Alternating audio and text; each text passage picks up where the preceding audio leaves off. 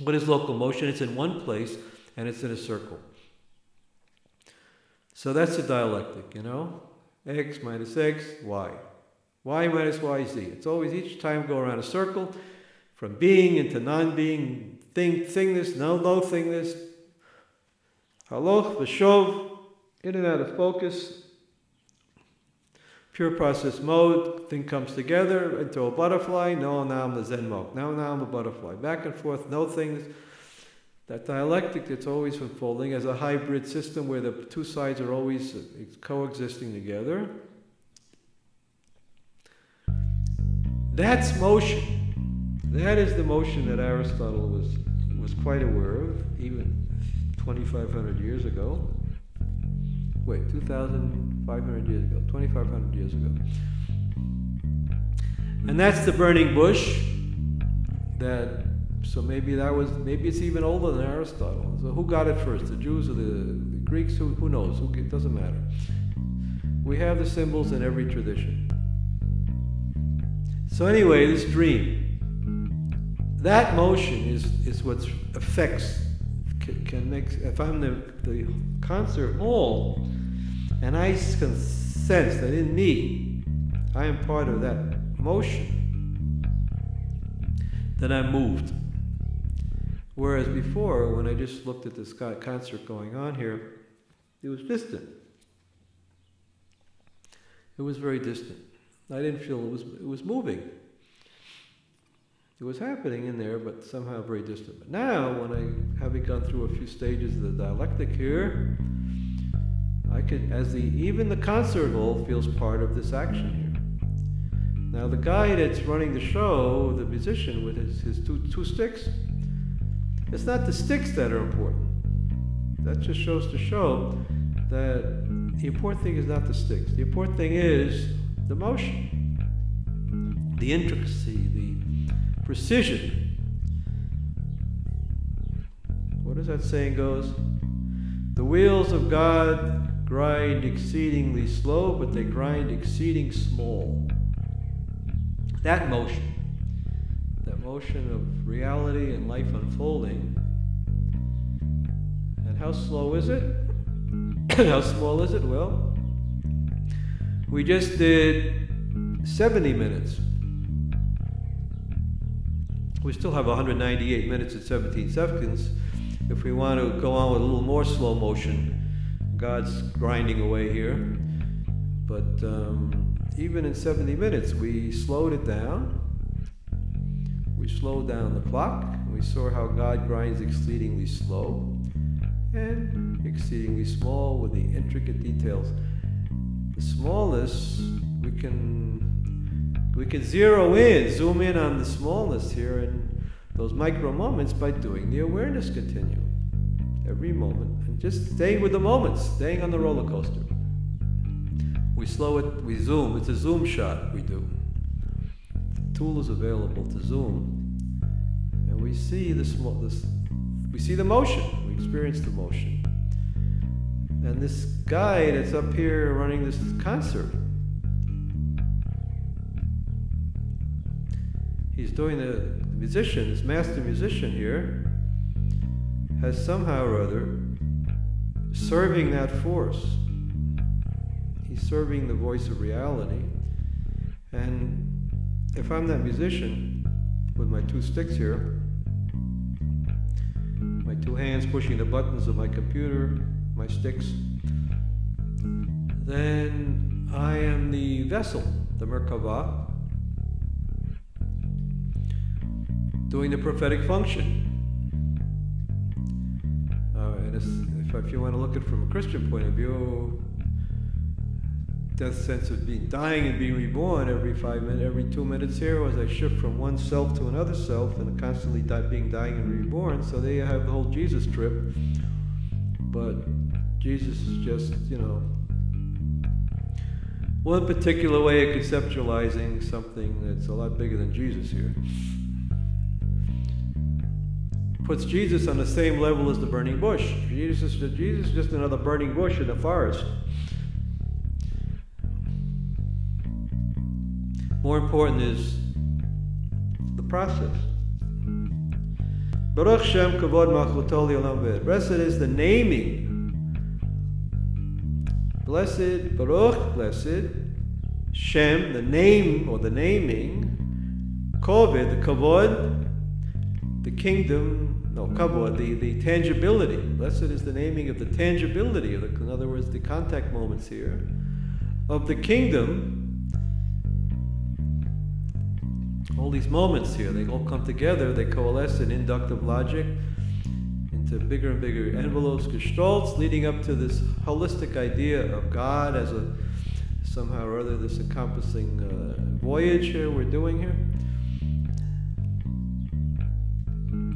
So that is it. Blessed is this search, like we're doing here. The searching, the quest. Coming in and out of reality, of thingness.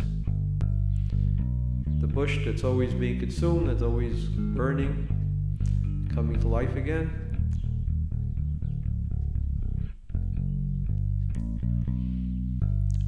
And that's what's important.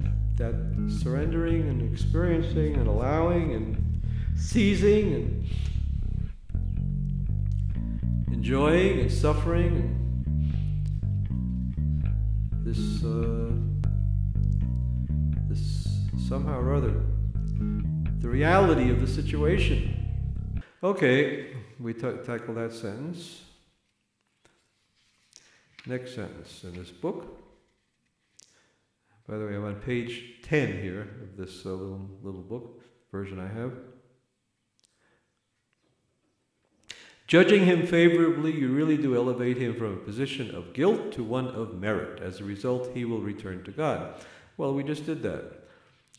Just as the monster began to judge Franklin a little more favorably, and Franklin began to judge the monster a little more favorably, those two, that Papa-ass piece of shit, you might say,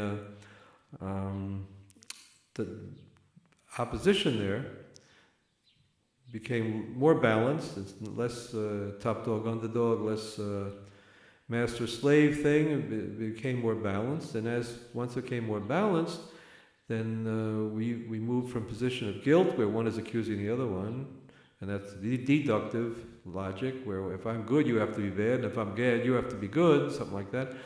We moved over to the scale of merit. Zuchut means seeing the value, seeing the merit. That's the scale of induction, where if I'm good, you could also be good. You don't have to be bad. If I'm here, if I'm a butterfly, you could be, and you're a flower, then you could be a flower and butterfly. I don't have to judge, the flower doesn't have to judge the butterfly, and the butterfly doesn't have to judge the flower. Once we get out of that deduction trip and get into induction of awareness. So let's go back to the sentence. Judging him favorably, you really do elevate him from a position of guilt, in other words, deduction, to one of merit, induction. As a result, he will return to God. As a result, the two of us, me and the monster, or the flower and the butterfly, move one level further up on the spiral. It's like another quantum leap there. And it's also returning to the oneness, holistic oneness, which some people label God. Some people label it the Buddha, other people label it divine soul, whatever you want to label it. The process is universal dialectical thinking. All right? Now, that first topic was the good in others. So that was like the monster looking for the good in Franklin, and Franklin the good of the monster. Well, each of these five elements seeing each other objectively as parts of dialogue rather than just split off fragments of a dream. Originally it was a dream with five elements. There was a corridor, there was a Franklin, there was a silence, there was a monster, and there was other people. But after dream work, they all became part of one interacting community of dialogue, and that was the idea of seeing the good in others. Now, the next topic is seeing the good in ourselves. You must also find this good point within yourself. Now, Gestalt therapy, I didn't do too much of it in that dream work session, but we have this process of awareness going into your body, closing your eyes, going into your body, finding the awareness moments, points of yourself. That's one example of finding the good points within yourself, simply being aware of your body awareness. But here, let's see, in this paragraph here, he says, you see that you are full of sin and the evil one wants to push you into depression. So when you first start looking at yourself from a deductive point of view, from an either or, good, evil, holy, non-holy, kosher, not kosher, from, not from, when you start looking at reality in terms of those stupid boxes, deductive thinking, then you're blocking off this, what NACHMAN is calling the good points.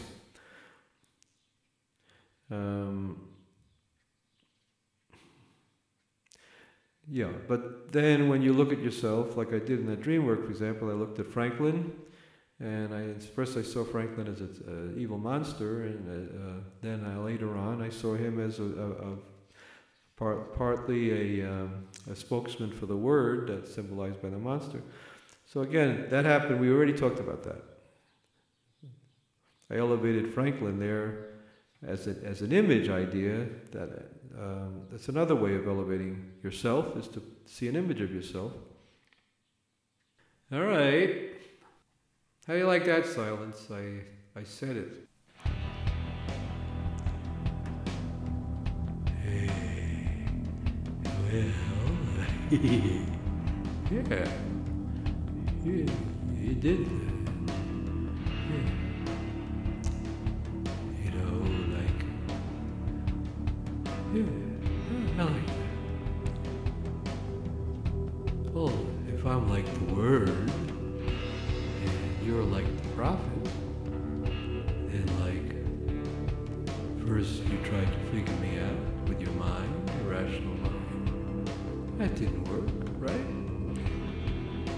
And then you let your feelings and you let your intuition and your associations go wild. Yeah, and you began to hear some answers from me. You got answers, a little bit of answers. But there's still lots of questions that I don't answer for you. But I answered something.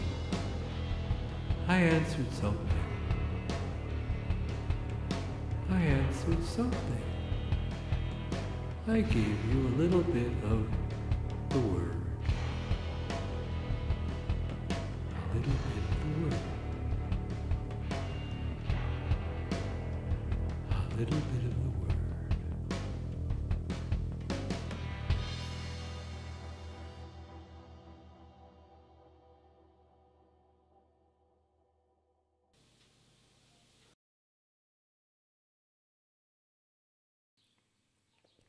So you can elevate yourself to different ways. You can identify with some image of yourself that was restricting, for example, seeing myself as a bad guy. By identifying with that, and you work on it a little bit with awareness, then you elevate that image of yourself in one sense. Also, just by contacting your body awareness, your breathing, your muscle tension, stuff like that, you elevate yourself that way. For example, if I contact tension in my shoulders right now, I say, I am tense. So there's me and there's tension, two separate things, and I am deductively judging the tension as bad and me as good. But if I am tensing myself, I take responsibility for that.